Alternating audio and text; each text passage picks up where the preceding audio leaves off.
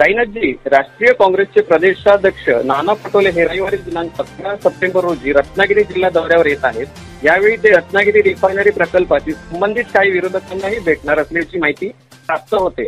नेमकी काय बाबत माहिती आपण द्याल?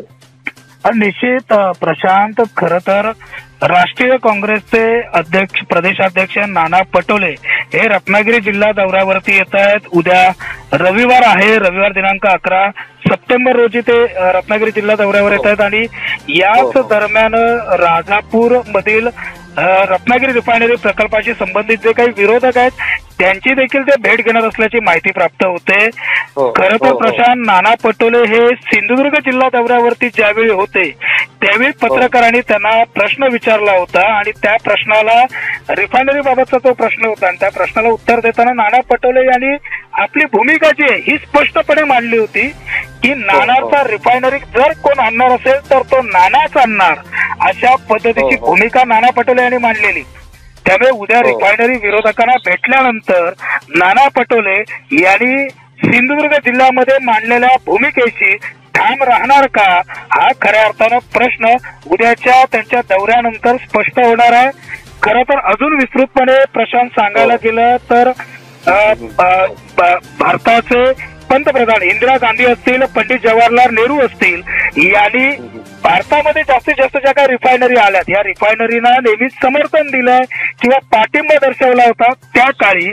आता त्याच राष्ट्रीय काँग्रेसचे प्रदेशाध्यक्ष नाना पटोले हे रत्नागिरी रिफायनरी प्रकल्पाबाबत माहिती जाणून घेण्याकरता राजापूर तालुक्यामध्ये येत आहेत।